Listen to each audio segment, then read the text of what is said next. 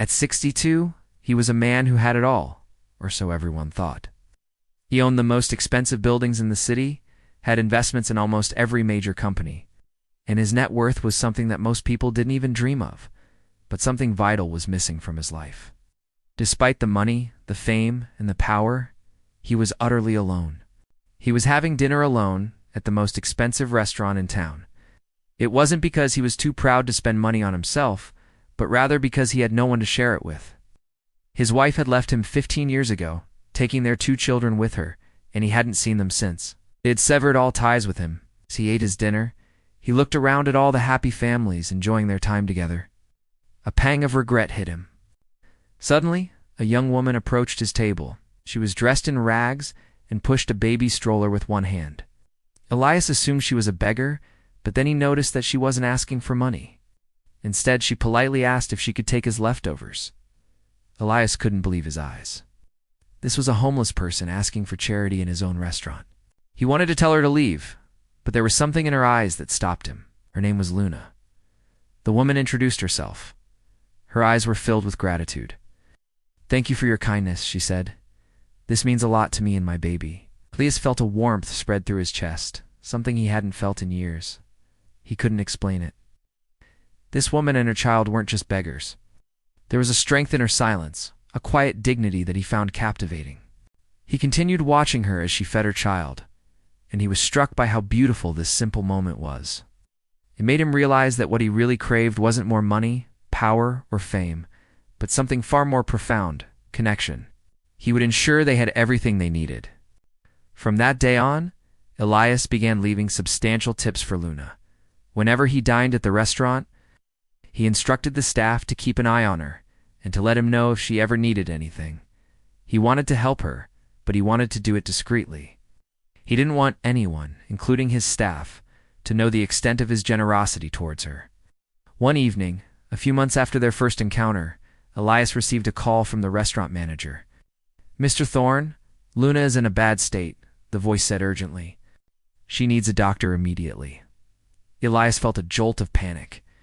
He hadn't seen the child yet. What if something happened to her? He arrived at the restaurant to find Luna kneeling beside her baby, tears streaming down her face. "Please, please help my baby," she cried out, her voice filled with desperation. Seeing the genuine fear and anguish in her eyes, Elias felt a surge of protectiveness towards both Luna and her daughter. He lifted the baby into his arms, cradling her gently. Her skin was cold and clammy, and he could feel her tiny body trembling. Without hesitation, Elias rushed the baby to his car and quickly drove to the nearest hospital, his heart pounding in his chest. In the emergency room, doctors rushed to attend to the baby. As Elias waited anxiously for news, he thought about how he had never felt this much concern for anyone, not even his own children. Could this tiny, fragile being already have such a profound impact on him?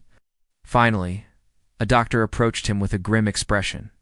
"She has pneumonia, and we need to admit her immediately." Elias felt a wave of relief wash over him. At least she was getting the help she needed.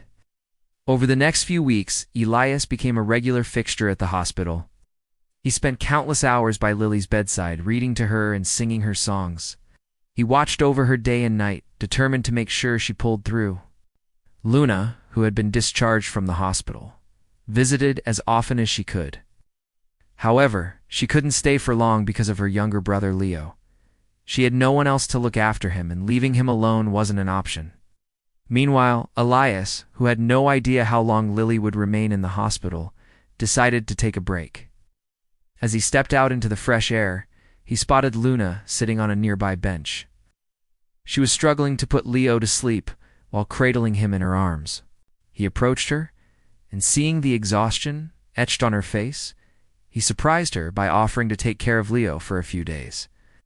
Initially, she was hesitant, but seeing the genuine concern in his eyes, she finally agreed.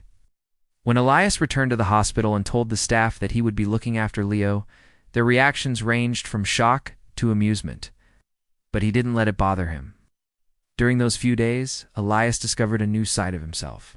He was surprised by how natural it felt to hold and cradle Leo, even though he had no prior experience with babies. As the days turned into a week, Elias found himself growing increasingly fond of Leo. The baby's laughter and infectious smile brought lightness into his life that he had long forgotten existed. But soon, his joy turned to worry. One afternoon, he noticed that Lily hadn't regained consciousness. What if she never woke up? As he sat beside Lily's bed, his phone rang. It was Luna. "How are they?" she asked, her voice laced with concern. "I don't know," he replied, his voice heavy with worry. "Lily hasn't woken up. I'm scared." "I'll be there as fast as I can," she said, hanging up before he could respond. Within minutes, Luna was by his side, her eyes filled with worry as she checked on Lily. In the morning, as the first rays of sunlight streamed through the hospital window, Lily stirred. She opened her eyes slowly, and when she saw Luna and Elias beside her bed, a weak smile spread across her face. "You're awake," Luna whispered, her voice thick with emotion. "How are you feeling?" "Better now that you're here," Lily replied, her voice barely a whisper. Over the next few weeks, Lily made a remarkable recovery. With Luna by her side, providing both physical care and emotional support, Elias knew he couldn't have asked for a better guardian for Lily.